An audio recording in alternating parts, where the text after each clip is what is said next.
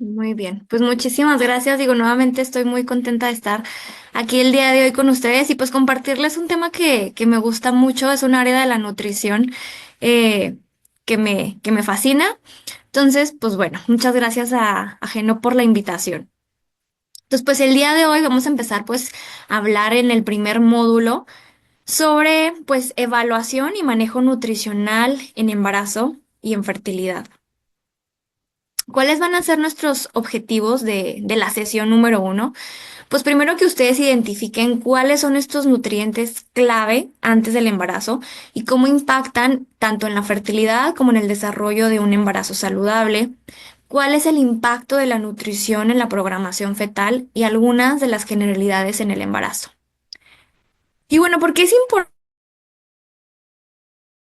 importante hablar de nutrición pregestacional? La Federación Internacional de Ginecología y Obstetricia, que es la FIGO, nos habla sobre la importancia de optimizar el estado de nutrición tanto en las mujeres adolescentes como en mujeres en edad reproductiva para poder favorecer buenos hábitos de alimentación y de estilo de vida. Porque si favorecemos estos buenos hábitos desde el antes del embarazo, ya los cambios que nosotros tengamos que hacer justamente en el embarazo van a tener que ser mínimos. Y bueno, vamos a ahorita también empezar a hablar sobre peso pregestacional e índice de masa corporal, ¿no? Que sabemos que el índice de masa corporal es un indicador que puede ser un poquito subjetivo, pero ¿qué tanto importa el peso y el IMC pregestacional? Pues aquí la recomendación que nos da la FIGO, que es esta Federación Internacional de Ginecología y Obstetricia, es que sí debemos de prestar atención en estos dos parámetros porque nos pueden hablar mucho sobre el estado de nutrición de la mujer. Por ejemplo, en mujeres con bajo peso, pues nos dicen que pudieran carecer de una serie de nutrientes importantes y por eso tenemos que evaluar de manera cuidadosa la dieta y complementarla si es necesario. Y también aquellas pacientes que puedan tener sobrepeso o obesidad, pues pudieran tener dietas que son ricas en energía, o sea, de alta densidad calórica, pero en baja densidad nutrimental. Y también pueden ser pacientes que tienen un mayor riesgo de infertilidad. Pero justamente aquí les pongo que es muy importante realizar una correcta evaluación del estado nutricio. O sea, yo les puedo decir que tengo pacientes que a lo mejor se quieren embarazar o que empiezan el embarazo con un IMC un poquito arriba, pero mientras que la calidad de la dieta sea buena, que tengan buenos hábitos de estilo de vida, no higiene de sueño correcta, que realicen actividad física, pues creo que eso es más importante que el IMC per se, ¿no? Entonces por eso ahí es muy importante la evaluación del estado nutricio. Y justamente pues por eso les pongo aquí este pequeño diagramita del proceso de atención nutricia que vamos a ver o vamos a ahondar un poquito más adelante sobre como parte primordial y piramidal para dar una buena intervención, tanto antes como durante el embarazo. Y bueno, ¿cuáles son estos nutrientes claves en la etapa pregestacional? Pues vamos a empezar a hablar primero de las proteínas. Aquí las dietas tanto altas como bajas en proteínas sí tenemos que ser muy cuidadosos porque se pueden asociar con un mayor riesgo de restricción del crecimiento fetal. No se recomienda que podamos dar más del 25 del aporte de calorías o del gasto energético total de las proteínas, porque si no, estaríamos dejando de lado otros macronutrientes importantes como son los carbohidratos y las grasas. Entonces aquí como la recomendación mínima que nos da la FIGO es de mínimo 60 gramos al día de proteínas, ¿no? Hablando de los carbohidratos, que igual ahondaremos un poquito más adelante, pero es importante que sean carbohidratos de bajo índice glucémico y principalmente que sean provenientes de fuentes como granos enteros, leguminosas, frutas, lácteos bajos en grasa.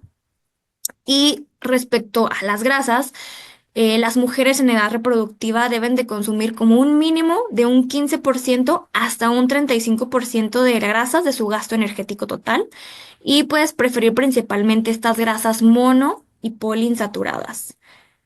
Y bueno, vamos a empezar con micronutrientes, que yo creo que este micronutriente todos sabemos que es clave antes del embarazo y es el ácido fólico, pero no solamente por la parte que nos ayuda a disminuir riesgos de este desarrollo del tubo neural, sino también porque es clave fundamental para prevención de anemia macrocítica, para la función cardiovascular en las mujeres, para la función cognitiva. Y lo que sí tenemos que saber es que, por ejemplo, si tenemos una mujer que empieza el embarazo con bajas reservas de ácido fólico, aunque yo la suplemente, ya empezando el embarazo, no me va a alcanzar a ejercer un efecto protector antes del periodo crítico justamente del cierre del tubo neural, que usualmente este cierre del tubo neural se da entre la tercera y la cuarta semana de gestación. Entonces, muchas pacientes, cuando saben que están embarazadas, lo saben al mes o a las dos, o a los 2 meses. Entonces, por eso es muy importante esta estrategia de salud pública que debería de existir en todos los países, en que todas las mujeres que estemos en edad reproductiva, sí o sí deberíamos de suplementarnos con ácido fólico. ¿Cuáles son estas ingestas diarias recomendadas? Desde 400 microgramos al día o 0,4 miligramos diarios, y en aquellas pacientes que tengan un IMC arriba de 35, la recomendación es dar dosis de 4 miligramos diarios. La vitamina B12 es otro micronutriente también fundamental. Nos ayuda al funcionamiento neurológico normal, la formación de glóbulos rojos y, al igual que el ácido fólico, los niveles bajos nos pudieran provocar anemia macrocítica en las mujeres. ¿Pero por qué también es un nutriente muy, muy clave? Porque forma parte importantísima de la metilación del ADN. Entonces, por eso es muy importante tener buenas reservas antes del embarazo. También aquí niveles altos de ácido fólico pudieran en ocasiones enmascarar efectos adversos de niveles bajos de vitamina B12. A mí a veces me pasa o he llegado a tener pacientes que llegan a consulta con anemia megaloblástica, y lo que muchas veces los médicos piensan primero es en esta deficiencia de ácido, sí, de ácido fólico, pero también tenemos que pensar en esta probable deficiencia de vitamina B12, y aquí pues es como encargarles hacer laboratorios más específicos, ¿no? Nosotros acá utilizamos pues la biometría hemática para ver si hay presencia o no de anemia por deficiencia de hierro, o deficiencia justamente de ácido fólico o vitamina B12, pero ya estudios más específicos para valorar la deficiencia de vitamina B12 son estudios como la homocisteína en sangre, o también revisar los niveles en sangre de ácido metilmalónico. Serían laboratorios más específicos para indagar esta deficiencia de vitamina B12. ¿Y en qué pacientes tendríamos que evaluar este riesgo de deficiencia? Principalmente pacientes que sean vegetarianas o veganas, aunque sean vegetarianas, que sean ovo-lacto-vegetarianas, que sean lacto-ovo-vegetarianas, siguen siendo pacientes que tienen riesgo de deficiencia de vitamina B12, y también pacientes con cirugía bariátrica. Digo, no sé allá ustedes en Perú, pero por ejemplo acá en mi región, yo vivo en el norte de México, hubo o hay como un boom de pacientes que se quieren operar más por temas estéticos, o que atraviesan cirugía bariátrica, pero justamente desconocen mucho de estos impactos que pueden tener en cuanto a deficiencias de nutrientes. Y entonces justo me llegan muchas pacientes embarazadas con cirugía bariátrica que pues tienen también esta deficiencia de vitamina B12, y es muy muy importante pues evaluar estas reservas antes del embarazo, justamente por este proceso que dijimos que la vitamina B12 es clave en la metilación del ADN.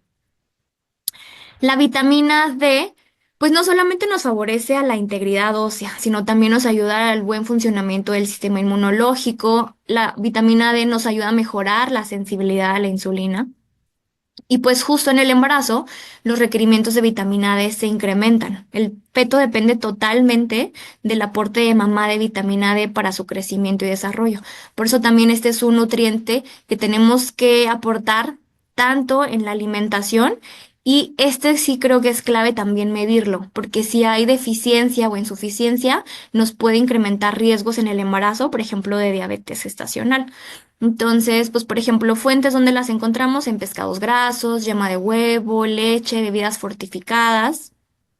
Y pues bueno, este es uno de las vitaminas que puede, o sea, que donde hay más ahorita prevalencia de deficiencia y de insuficiencia. Hasta 1 millón de personas, 1 billón de personas, perdón, se ha visto que pueden tener deficiencia de vitamina D, y esta deficiencia afecta particularmente a mujeres en edad reproductiva.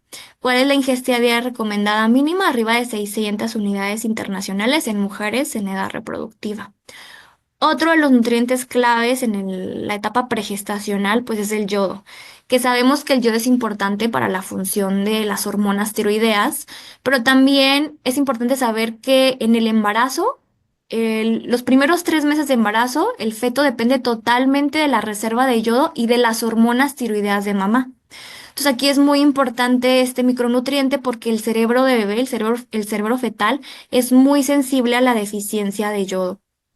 Entonces, mucha de esta proliferación o de esta formación de la corteza cerebral ocurre al inicio de la gestación, por lo que una deficiencia de yodo puede afectar al desarrollo neurológico del bebé.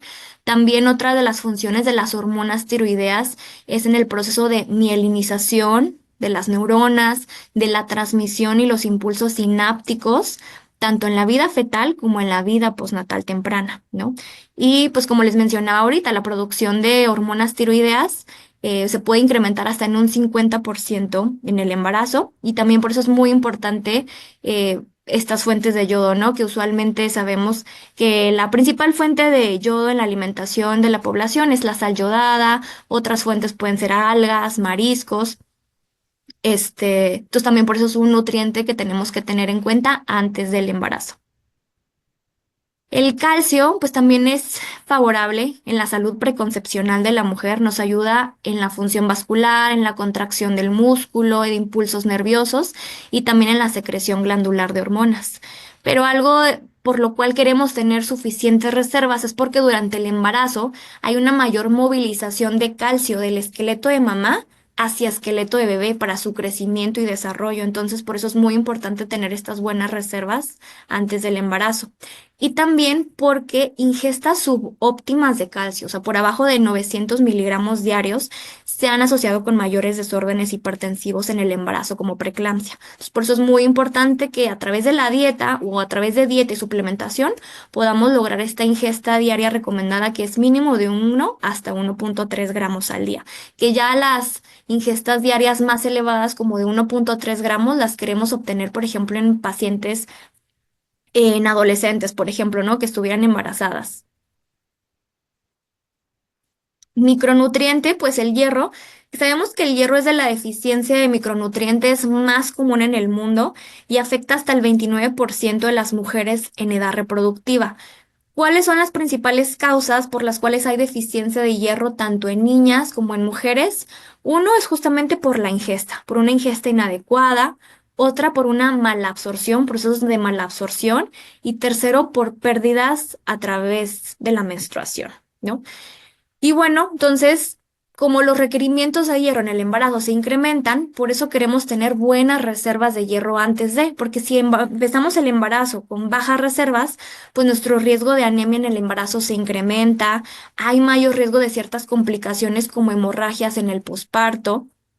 Y bueno, pues fuentes de hierro, pues hay fuentes de hierro que encontramos en proteínas de origen animal como carne, pollo, pescado, y también hierro de origen vegetal que encontramos principalmente como en las leguminosas, vegetales de hoja verde fuerte, que aquí pues muy importante también recomendarle a nuestras pacientes que estos vegetales o estas fuentes de hierro tanto leguminosas como vegetales de hoja verde fuerte, las podamos combinar siempre con un cítrico, ¿no? Para poder mejorar esta absorción o esta biodisponibilidad del hierro. Y aquí les tengo pues como esta pequeña tablita donde tenemos estos requerimientos de micronutrientes, de macronutrientes. Claramente hay muchos otros que son también importantes como el zinc, como el selenio, la colina, que también es muy importante en la etapa pregestacional. Pero bueno, por cuestiones de tiempo no me da oportunidad de hablar sobre todos, pero aquí creo que lo importante es nosotros como nutriólogos es identificar, ¿no? Identificar cuáles son estas fuentes de alimentos que me dan estos nutrientes críticos tanto en la etapa pregestacional como en el embarazo, justamente para incluirlos dentro de mi patrón de alimentación y aquellos en los cuales yo no los cumpla a través de la dieta, pues ya tener esta opción de suplementar. Entonces, por eso aquí les tengo esta pequeña imagen donde justamente, ¿no? No solamente hay que empezar, no hay que pensar solamente sobre la nutrición en el embarazo, sino también la nutrición en la preconcepción, porque van a ser parte fundamental para un adecuado desarrollo del embrión, un adecuado desarrollo de los órganos fetales y de los tejidos. Y esta es, bueno, ahí les puse un pequeño QR por si lo quieren escanear. Es como un pequeño checklist. Esta creo que es una herramienta importante también que podemos utilizar en consulta, justamente para evaluar cómo es la calidad de la dieta, ¿no? Tanto en la etapa de la pregestación como ya durante el embarazo. Y bueno, para hablar de fertilidad, porque también, pues, bueno, parte de la plática era ver cuáles son estos nutrientes que son importantes también para mejorar la fertilidad. Pero creo que no podemos hablar de fertilidad sin saber qué es la infertilidad, ¿no? Porque dependiendo de la etiología de la infertilidad, pues son estas estrategias de nutrición que nosotros podemos aplicar en nuestros pacientes y actualmente pues ya es un problema de salud pública catalogado por la OMS. Entonces, ¿qué es la infertilidad? Pues es un trastorno tanto del aparato reproductor masculino o femenino, que consiste en la incapacidad de poder lograr el embarazo después de 12 meses o más de tener relaciones sexuales sin protección. La estadística nos dice que actualmente una de cada 6 personas han experimentado infertilidad en algún momento de su vida. Entonces, de hecho, el año pasado la OMS sacó un documento con estadística de prevalencia a nivel mundial de diferentes países en cuanto a infertilidad. Actualmente se ha informado que hasta 80 millones de mujeres en todo el mundo se han visto afectadas por esta enfermedad y hay una prevalencia que el 50% de todas estas mujeres se encuentran en países en vías de desarrollo. Y bueno, ¿cuáles son las causas más comunes de infertilidad? Pues de las causas más comunes de infertilidad, la primera de ellas tenemos que es la disfunción ovulatoria. Representa aproximadamente el 25% de los diagnósticos de infertilidad. ¿Y cuál es la causa más común de disfunción ovulatoria o de anovulación? Pues es el síndrome de ovario poliquístico, que aproximadamente afecta al 70% de las pacientes con anovulación. También tenemos otras causas de infertilidad como la infertilidad masculina, enfermedad tubárica, que son pues alteraciones en la trompa de falopio o esta incapacidad de que las trompas puedan recoger los óvulos del ovario por adherencias pélvicas.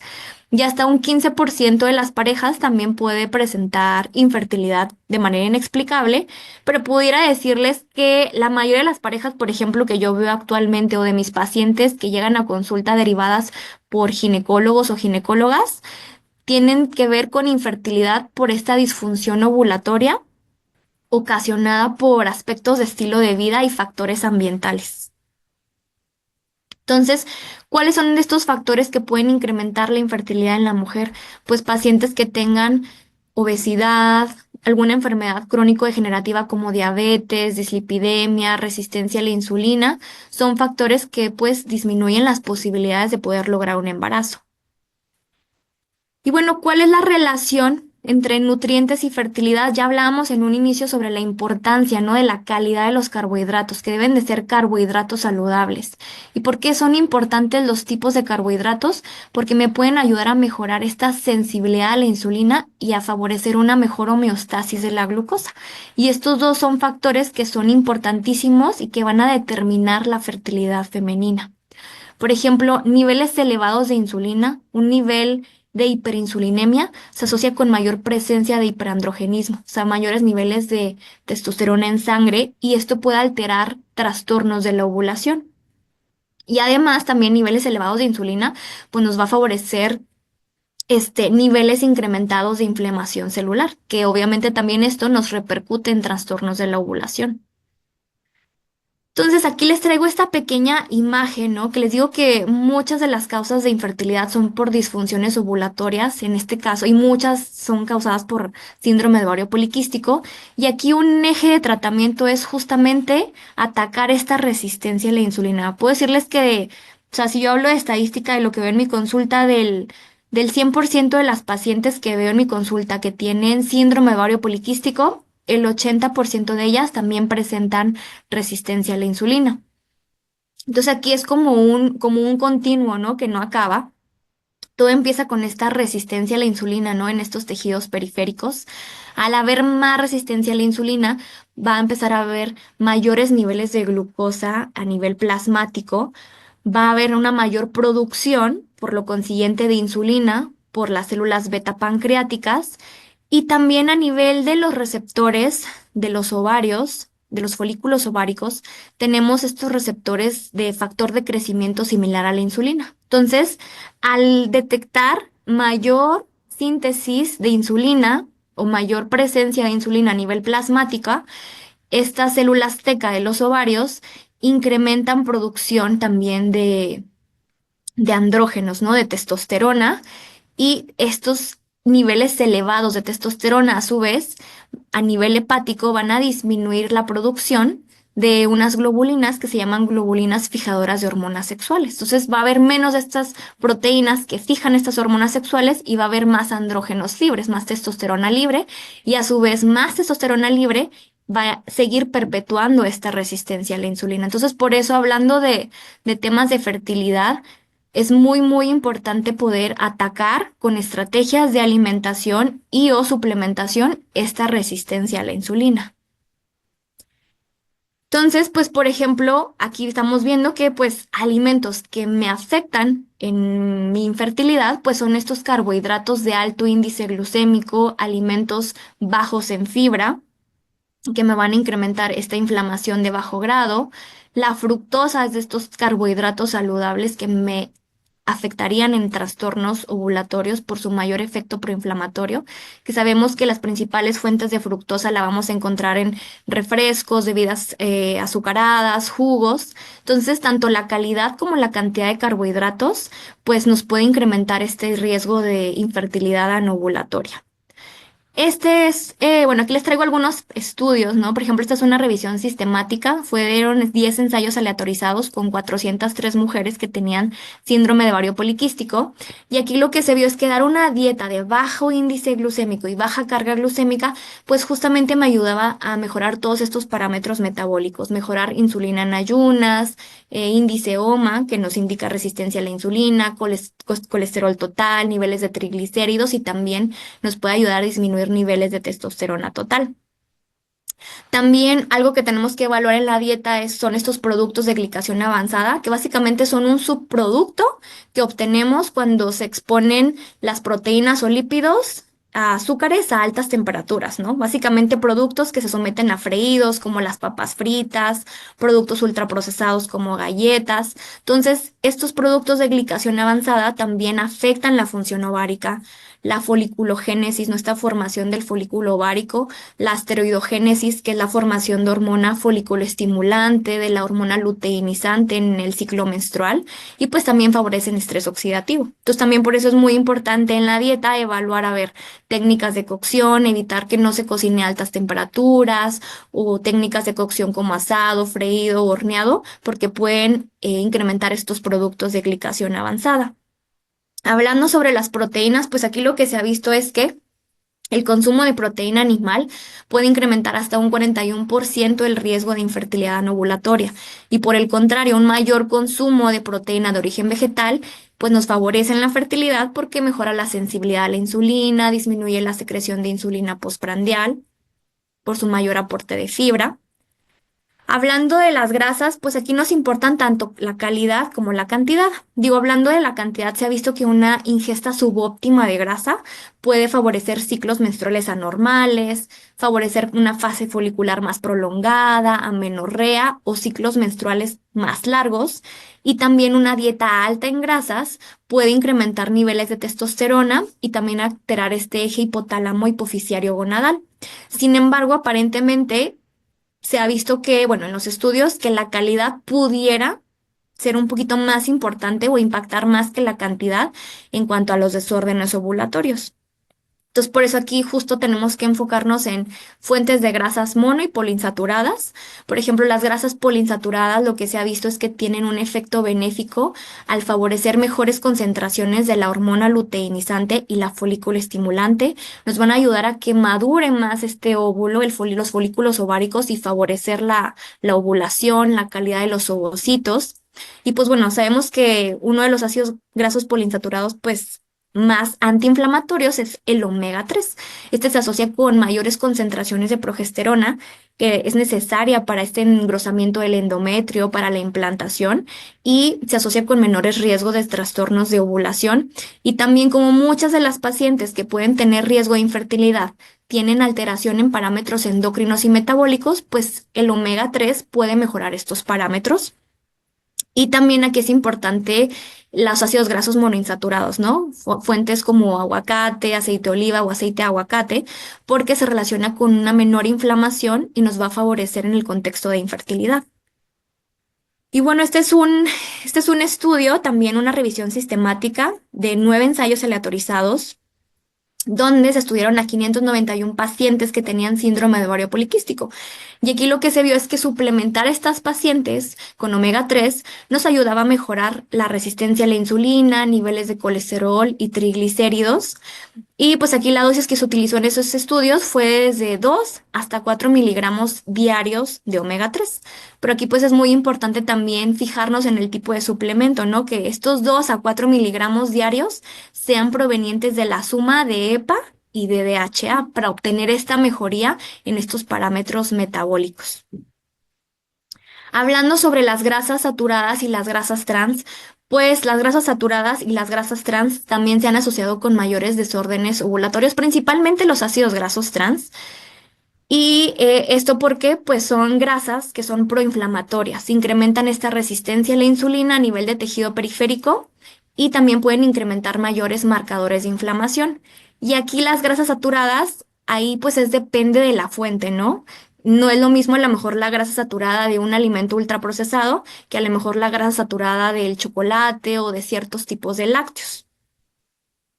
Y justamente hablando sobre los lácteos, bueno, aquí les traigo un poquito de evidencia y digo, se las traigo porque creo que es un grupo de alimentos que a mí en lo personal me llega en la consulta con muchas dudas o me llegan muchas pacientes diciéndome, oye, es que mi doctor me dijo que debo de dejar de consumir lácteos o tengo muchas pacientes, por ejemplo, que se van a someter a tecnologías de reproducción asistida como fertilización in vitro o inseminación artificial. Y muchos de los médicos les recomiendan quitar los lácteos, pero pues ya vimos que justo el calcio es uno de estos micronutrientes importantes en la etapa pregestacional y pues un grupo de alimentos donde yo puedo obtener este micronutriente son los lácteos. Entonces, ¿cuál es la evidencia que se ha visto en cuanto al uso de lácteos en fertilidad? ¿Si los debemos de dar, no los debemos de dar?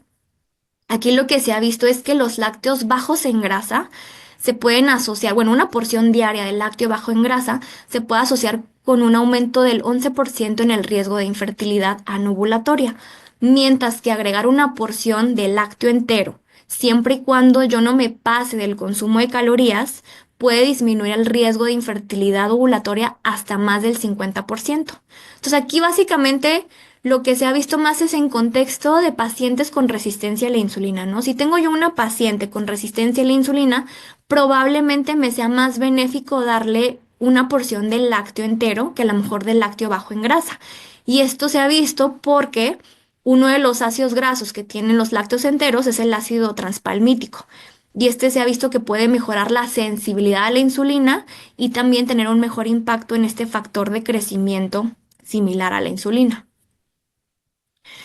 Entonces, y bueno, y también pues es que hay mucha evidencia también, ¿no? Que el consumo de lácteos nos puede ayudar a disminuir riesgo también de otras enfermedades como la diabetes. Entonces, hablando de fertilidad, creo que hace falta muchísima más evidencia en cuanto al consumo de lácteos, pero yo pudiera decirles que sí, creo que es un grupo de alimentos que sí debemos de considerar en aquellas pacientes que se están preparando antes del embarazo, principalmente justo por este aporte de calcio en la dieta.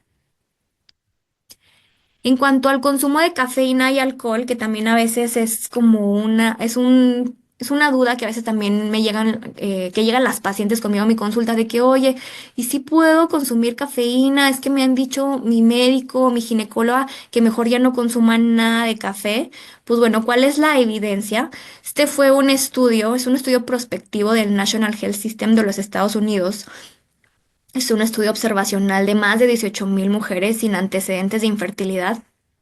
Y aquí lo que se vio es que no hubo realmente una correlación con la ingesta de cafeína con antecedente de infertilidad por desórdenes ovulatorios, perdón. Donde sí había un incremento en el riesgo de infertilidad era con cafeína, pero a través de estas bebidas energetizantes o de refrescos con cafeínas. Ahí sí había un mayor riesgo de hasta un 47% de, de riesgo de infertilidad.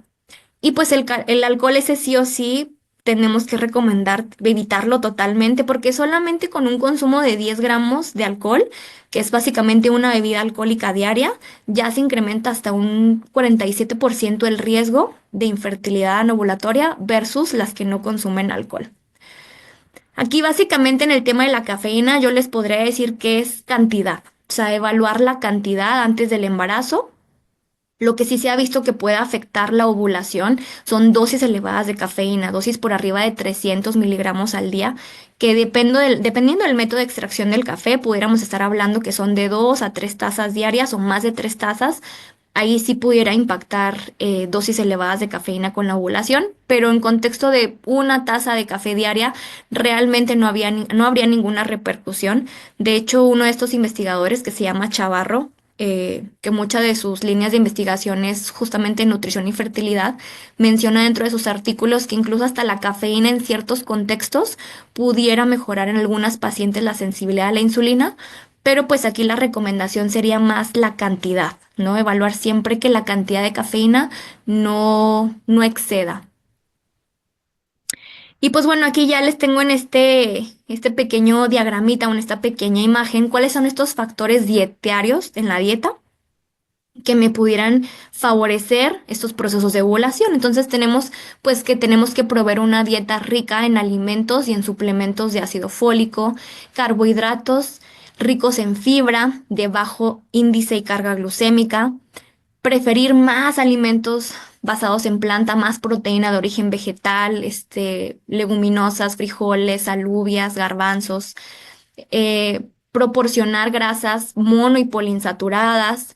Hablando del tema de los lácteos, pues ya vimos que se puede, en temas de fertilidad y ovulación, aparentemente es mejor preferir los lácteos enteros, una porción de lácteo entero, siempre y cuando no me pase de este aporte de grasas saturadas diarias, la suplementación con vitamina D o hierro. Y pues lo que me puede perjudicar en mis procesos de ovulación, pues son carbohidratos altos de alto índice glucémico, lácteos descremados, un mayor consumo de proteína animal, cafeína a través de refrescos o bebidas energetizantes y consumo de grasas trans y grasas saturadas, pero principalmente provenientes de estos alimentos ultraprocesados y el consumo de alcohol.